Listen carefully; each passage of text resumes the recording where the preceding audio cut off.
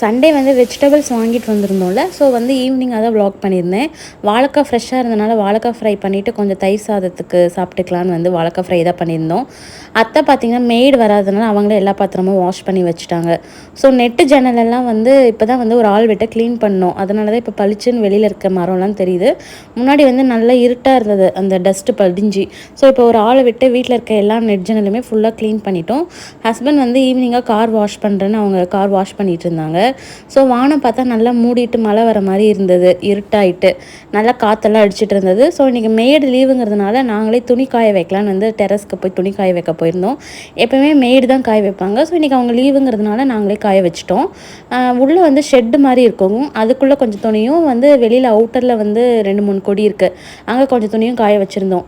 நித்திய மல்லி செடியில் வந்து பூவெல்லாம் கொஞ்சம் பூத்திருந்தது. ஸோ அதெல்லாம் கொஞ்சம் எடுத்துகிட்டு அதுக்கப்புறம் பார்த்திங்கன்னா பாப்பா கொஞ்சம் நேரம் டெரஸில் விளையாட வச்சுட்டு இருந்தேன்.